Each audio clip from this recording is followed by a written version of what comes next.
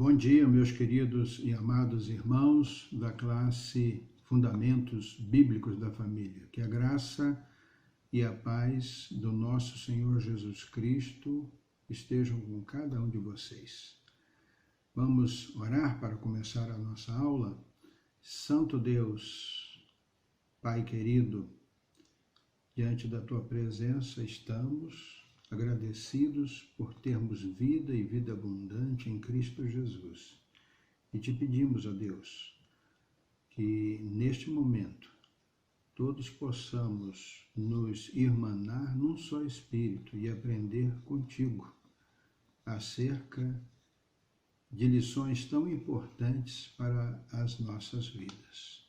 E não somente te rogamos por esta classe, mas por todas as demais, não só da nossa igreja, mas em todo o nosso país, em todo o nosso mundo. E haja nesse momento, uma vez mais, a possibilidade, ó Deus, do Senhor falar diretamente aos corações e nos ensinar e nos fazer, ó Deus, entender através do Teu Santo Espírito o que o Senhor deseja de nós. Muito obrigado, Pai. Em Cristo Jesus te oramos agradecidos. Amém. Queridos, peço desculpas antecipadas porque é a primeira vez que eu me submeto a uma gravação de uma videoaula. Eu quero dizer que cometerei certamente falhas e quero pedir antecipadamente as desculpas a cada um de vocês. Hoje nós vamos ter a oportunidade de estarmos estudando a lição de número 7 da nossa revista, que intitula-se Inimigos da Família, Influências Internas. Será interessante colocarmos diante de vocês a possibilidade de estarmos lendo o texto básico que vai nortear este estudo. Está lá em 2 Coríntios, capítulo 10, versículo 3, e diz assim: porque embora andemos na carne, não lutamos segundo a carne. E o versículo-chave está em Efésios, capítulo 5, versículo 18, parte B, que diz assim: mas deixem-se encher do Espírito.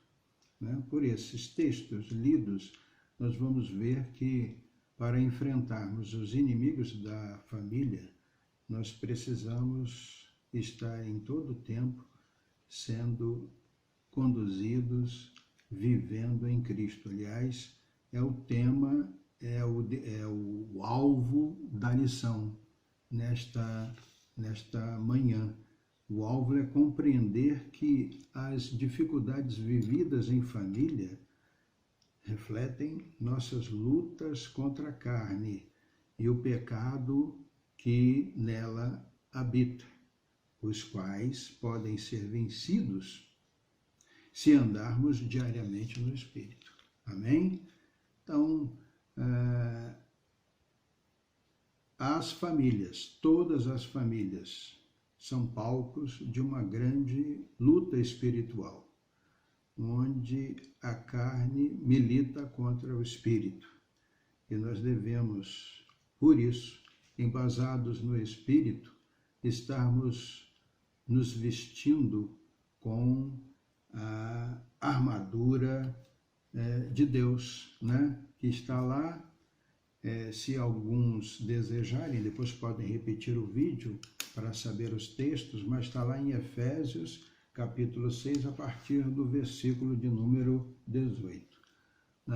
Todos nós cristãos, todos nós esposos, maridos, esposas, devem estar vestindo-se, paramentando-se com a armadura de Deus. Eu vou ler apenas o versículo inicial, o versículo 10, que diz assim: quanto ao mais, sejam fortalecidos no Senhor e na força do seu poder. Fortalecidos no Senhor e na força do seu poder, para estarmos levando nossos casamentos adiante e possibilitando que os nossos filhos possam ver em nós exemplo suficiente para que eles também venham a constituir famílias igualmente felizes. Amém? Muito bem, queridos. Esses inimigos da família, eles se manifestam, segundo a nossa revista, através de diferenças, né? A primeira diferença que nós vamos retratar diz respeito às diferenças entre famílias. Vejam bem, quando, segundo a ótica de Deus, uma pessoa, um homem e uma mulher, deixam, respectivamente, pai e mãe e unem-se através do matrimônio, eles tornam uma só carne. Então, isso significa que o casamento é a união de pessoas que vêm de diferentes famílias, de diferentes culturas, diferentes práticas, diferentes costumes. Então, existe diferença entre as famílias. E ao existir essas diferenças geram competições. Amém? Por quê? Porque muito frequentemente as pessoas chegam ao casamento querendo que no seu lar seja estabelecido, por exemplo, o mesmo modo com relação a determinado procedimento que era observado no seu lar de origem. Isso, com o passar do tempo, né, faz com que as pessoas fiquem visando terem poder e controle sobre o cônjuge e assim fazerem com que o lar venha a ser uma cópia daquilo que ele deseja, quando na verdade isso só vai despertar inimigos como a frustração, a ira, a soberba, e a partir do surgimento desses inimigos fica cada cônjuge muito propenso a pecar, né? O que se deve buscar nessas situações? Se deve buscar, e é um grande desafio, desistir da necessidade de se ter poder e controle junto ao seu cônjuge. E buscarem formarem, isto sim, um novo lar, né? Não necessariamente igual ao lar de origem, próprio da família, né? Próprio da família que está em construção, onde haja a superação dessas diferenças.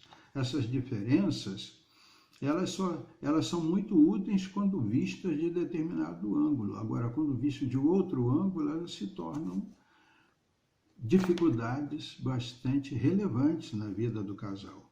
Então, fruto de acordos, de conversa, de diálogo, essas diferenças podem vir a ser minimizadas.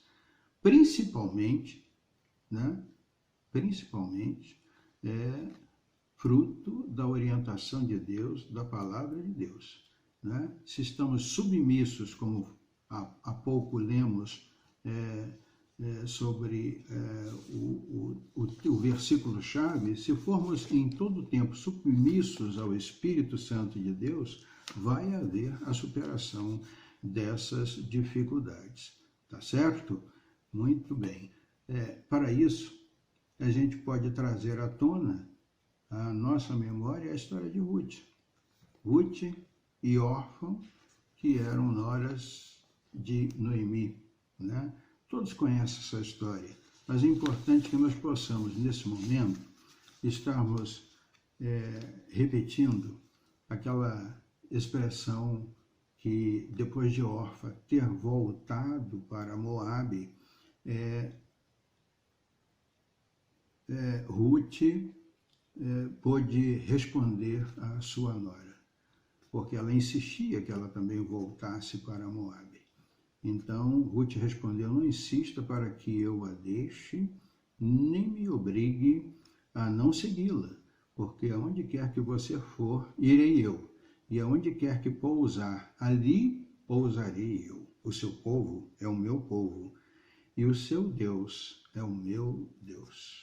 Todos sabem da final dessa história, né? Ruth casou-se com Boaz, e desse casamento originou-se Obed, que originou Jessé, que originou Davi, que é, né, a raiz, desta raiz maravilhosa surgiu o Salvador do mundo, Jesus Cristo. Então, interessante observar que Ruth perseverou, ela abriu mão daquilo que ela poderia, dos seus costumes, ela resolveu inteirar-se de tal forma que pôde contribuir para não só para a vinda do Salvador, né, pertencer à genealogia do Salvador, como também deixar para nós um excelente exemplo. Muito bem, mas não são só as diferenças das famílias de origem, né? Também existem as diferenças pessoais, e elas também certamente influenciam, porque cada um de nós é um ser único, é um indivíduo criado por Deus, à sua imagem e semelhança, tá certo? Já aprendemos lá na lição 1 que essa semelhança não é física, porque Deus é espírito, mas essa semelhança diz respeito aos aspectos que nos diferenciam, que nos distinguem, né, dos animais. Nós possuímos intelecto, nós possuímos personalidade, emoções, vontade, capacidade de decidir entre o certo e o errado, também possuímos a habilidade de manter comunhão com Deus. Mesmo depois da queda, esses traços permaneceram em nós, porém, evidentemente, foram afetados pelo pecado, que nos influencia e nos faz tender para a prática do mal. Por isso, é natural que muitas pessoas, inclusive os discípulos de Jesus, existisse entre eles quem desejasse ser o melhor do grupo. Nós vemos isso lá em Lucas 9, versículos 46 e 48, quando Jesus percebeu que eles estavam discutindo sobre isso, quem deveria ser o maior entre eles, e ele pôde lhes dizer, colocando uma criança sobre o seu colo: quem receber esta criança em meu nome, é a mim que recebe. E quem receber a mim, recebe aquele que me enviou. Porque aquele que for o menor de todos entre vocês, esse é que é grande. Então, até entre os discípulos de Jesus, isso é uma tendência natural. A nossa tendência é querer exercermos influência e desejarmos sobrepujar aquele que está ao nosso lado. Quando essas diferenças pessoais que nos influenciam para tendermos ao pecado nos dominam, passamos a não mais suportar as diferenças que nós podemos ver nos outros. Então surgem os inimigos da família, os inimigos internos. A insegurança, o medo, a inveja, ciúmes e outros sentimentos ligados à vontade, isto sim, de termos um cônjuge que seja o simples reflexo de nós mesmos. Isso é pecado. Nós queremos que o nosso cônjuge faça tudo que nós gostamos e não damos a ele a devida consideração pelas suas particularidades. Pronto, está estabelecida a competição. Se isso acontece, está estabelecida a competição, e a competição faz com que os inimigos surjam. Quem é que vai vencer? Quem será aquele que dominará? É a pergunta que se faz. Onde há um ganhador, há os perdedores, que aí se rendem com ressentimentos, com culpa, com dor, e isso gera inimigos. Então, o que acontece? Nós cristãos precisamos, dentro desse ponto de vista, administrar os conflitos gerados pelas diferentes formas que glorifiquem a Deus. Devemos a todo custo evitarmos a tentação de sermos bravos sem sabedoria e muito menos, né, fugirmos quando for a hora de enfrentarmos. Nós temos que ser equilibrados, ponderados, né? Essas são tendências naturais da natureza carnal, que é a própria nossa.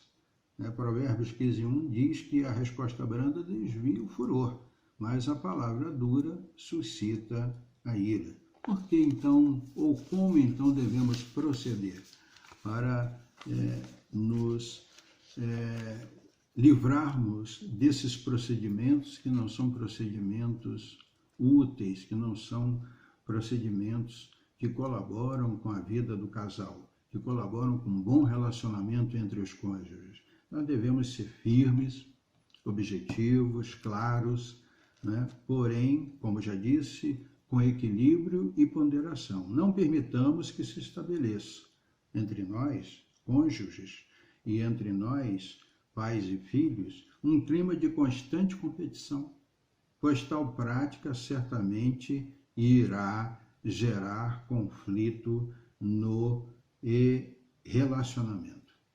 Com certeza. Esta não é uma tarefa fácil, procedermos assim, mas não é uma tarefa impossível. Por quê?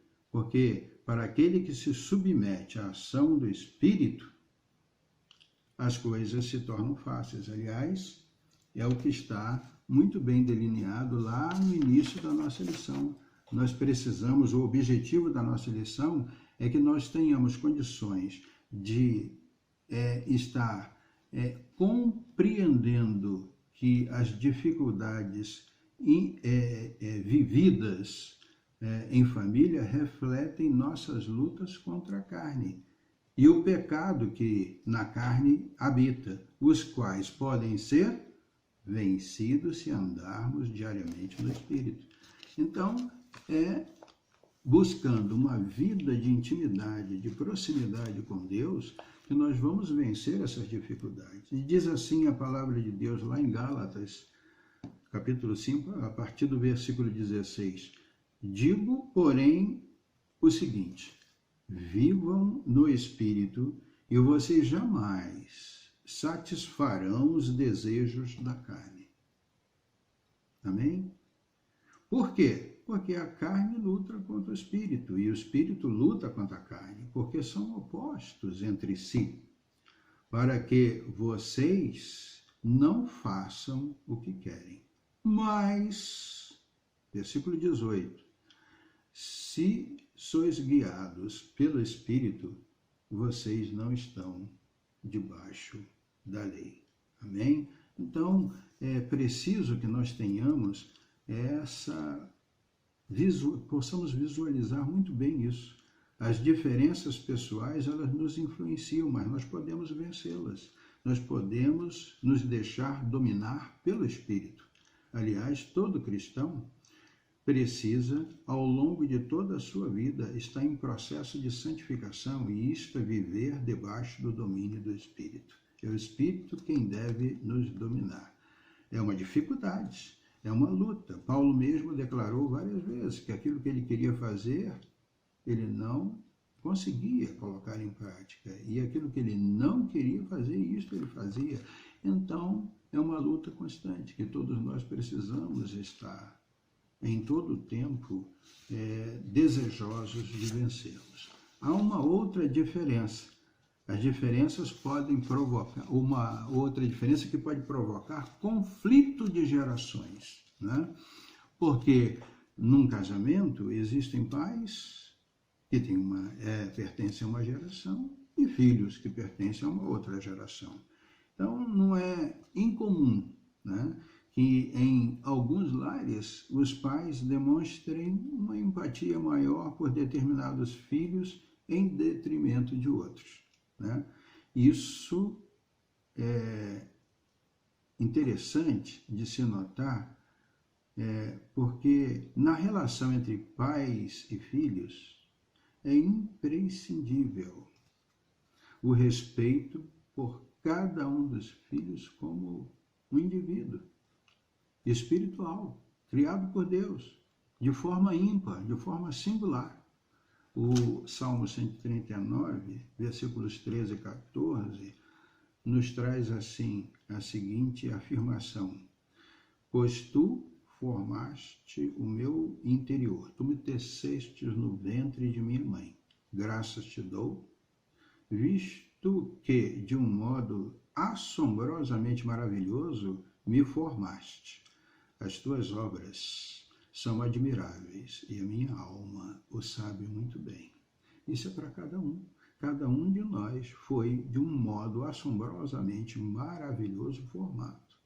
Então, cada um de nós precisa, cada filho precisa ter o respeito. Não podemos dar preferência a um ou a outro. Cada filho deve se sentir amado e respeitado em sua forma de ser, né? Lembram-se de Esaú e de Jacó, né? Está lá em Gênesis capítulo 25. Deem uma olhada lá depois, né? Porque percebeu-se ali que Jacó, que se tornou ciumento e invejoso e era protegido por Sara, queria o direito à primogenitura do irmão. E com o apoio da mãe, como eu já disse, conseguiu, né? E a necessidade material de Esaú, no caso ele estava muito desejoso de comer um prato de lentilhas, de sopa de lentilhas, né? Falou mais alto que a herança espiritual. E o que aconteceu? A desarmonia reinante entre os irmãos, patrocinados por Isaac e por Rebeca, resultou em conflitos e sofrimentos para todos. Todos nós sabemos da história. Conflitos entre pais e filhos podem ter sua origem quando os pais entendem que devem impor ideias e costumes de sua época, sem se disporem a analisar os costumes que seus filhos trazem próprio da idade deles. Diz-nos Paulo aos crentes de Éfeso: vocês, pais, não provoquem os seus filhos a ira, mas tratem de criá-los na disciplina e na admoestação do Senhor. Portanto, queridos, necessário é distinguir o que é cultura e o que é bíblico. O que é bíblico é imutável. O que é cultura é mutável. Precisamos ajudar nossos filhos a serem santos, levando em conta a personalidade deles. É importante que os filhos possam exercer a sua diferença a fim de que não se tornem meras cópias dos pais, ok? Então, diante dessas circunstâncias, dessas diferenças que geram conflitos entre as gerações, nós precisamos entender o seguinte: isso força, isso aflora, traz à superfície inimigos no contexto familiar. A intolerância, a ira, o autoritarismo por parte dos pais e, possivelmente, por parte dos filhos, mágoa, culpa e ira, não é? Atentemos para o fato de que Deus nos criou para que formássemos uma identidade. Cada um de nós é um ser com identidade própria, com personalidade própria. E fizéssemos isso ao longo do nosso desenvolvimento com o auxílio dos nossos pais. Se, como pais, não favorecermos esse processo, ele poderá acontecer fora do lar. E é preciso avaliar com sabedoria os motivos que nos levam a agir de determinada forma. O importante é entender que o amor com que devemos amar aos nossos filhos não deve ser pautado apenas pelo nosso coração, que é enganoso, a palavra o diz, né? Mas pelo amor de Deus, que a todos ama sem distinção. João 3,16. Porque Deus amou o mundo de tal maneira que deu seu Filho tudo. Esse amor, que não se pode imaginar o tamanho, mensurar esse amor, é o que nós devemos utilizar para criar os nossos filhos de maneira que eles venham a ter uma identidade própria, uma personalidade própria, né? E que não se pareçam simplesmente conosco, tá bom? Finalmente, as diferenças podem chegar ao extremo. Essas diferenças podem chegar ao extremo na pessoa do individualismo, né? Nós, por sermos criaturas sociáveis, vivemos comunitariamente, o que nos obriga recorrentemente a fazer concessões sem abrir mão de nosso individualismo, o que é muito certo. O que se coloca para nós como um grande desafio, pois precisamos ser equilibrados. É interessante que nós façamos essas concessões sem perdermos a nossa individualidade, mas isso é uma linha tênue para se administrar, nós precisamos, em todo tempo, e somos desafiados em todo tempo, a sermos equilibrados.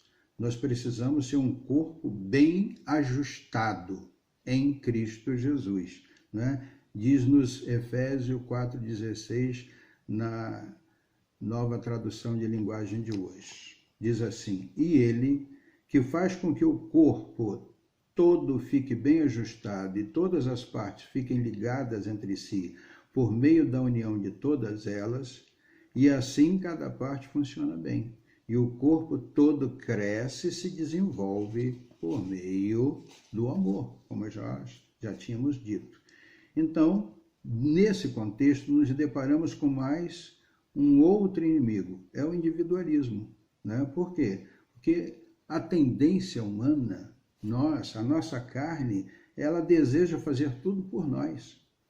Ela deseja fazer tudo para que concorra para o nosso próprio bem-estar, em detrimento até mesmo do outro, seja até mesmo o nosso cônjuge e até mesmo o nosso filho. É a manifestação do desejo de autonomia e independência que tentaram os primeiros seres humanos lá no Éden. Olha o que diz 2 Coríntios, olha o que Paulo manifesta, 2 Coríntios 11.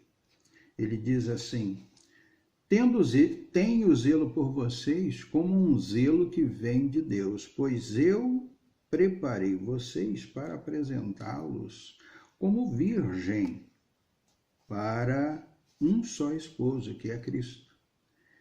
Temo que, assim como a serpente com a sua astúcia enganou Eva, assim também a mente de vocês seja corrompida e se afaste da simplicidade e da pureza devidas a Cristo. Então, nós devemos a todo custo combatermos essa coisa que chama-se individualismo, né? A palavra de Deus nos lembra que nós devemos diminuir e Cristo deve crescer em nós, tá certo? O individualismo também muitas vezes se manifesta quando os pais são tentados a proporcionarem aos filhos a felicidade, às vezes movidos pela necessidade de se autorrealizarem por meio deles. Ao invés de exercerem a autoridade em amor, buscam ser amigos em condições de igualdade com os filhos, se igualam aos filhos, querem ser amigos, esquecem-se de que precisam ser pais, mentores, instrutores, melhor ainda, né? Então, eles buscam ser amigos em condições de igualdade e, por isso, abrem mão da segurança que devem oferecer aos seus filhos. Objetivando o quê? Objetivando forjá-los para serem cidadãos dos céus aqui na Terra. Isso daí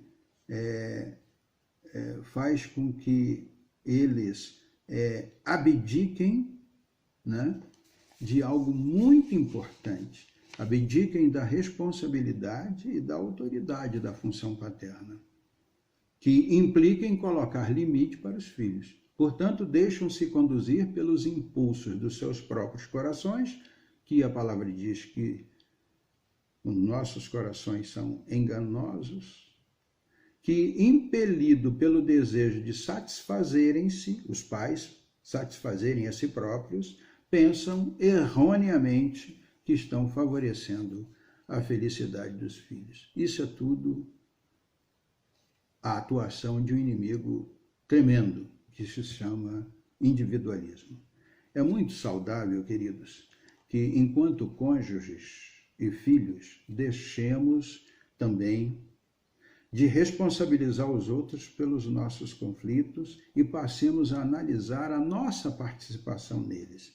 E mesmo se não formos nós os geradores do conflito, nós possamos analisar também a forma como lidamos com eles, com esses conflitos, na medida que o nosso coração, né, como já dissemos por 2 ou 3 vezes, é enganoso. Diz-nos lá Provérbios 4, 23. De tudo que se deve guardar, guarde bem o seu coração, porque dele procedem as fontes de vida.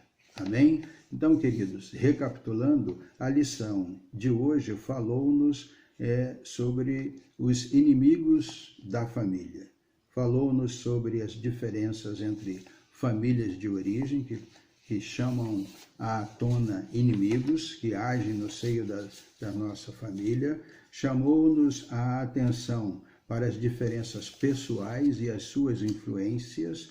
Chamou-nos também a atenção para as diferenças que podem provocar conflitos entre gerações e, por fim, falou-nos sobre uma diferença que chega ao seu extremo, que é o individualismo. Conclusão de tudo isso, perdoe-me pela pressa, porque senão fica pesado o vídeo, não é? A conclusão que se pode ter, ou se fazer, melhor dizendo, é esta: as pessoas, né, precisam pensar nas suas relações familiares. As relações familiares são extremamente importantes. Temos de considerar muitos aspectos que influenciam na tomada de decisões, nas expectativas que um tem em relação ao outro, nas necessidades e no modo de ser de cada um. E onde há diferenças, sem dúvida, há conflitos. Guardem isso. Onde há diferenças, há conflitos. É uma tendência natural. Mas todos nós necessitamos de relacionamentos familiares seguros e estáveis, o que não significa ausência de conflitos, mas significa, então, a capacidade de encontrar caminhos para a solução dos problemas. E, uma vez mais, nós queremos enfatizar: precisamos, enquanto filhos de Deus, enquanto servos de Deus, nós precisamos estar caminhando diante dessa luta, né? Andando diariamente no Espírito. Lembre-se do versículo-chave: enchei-vos do Espírito.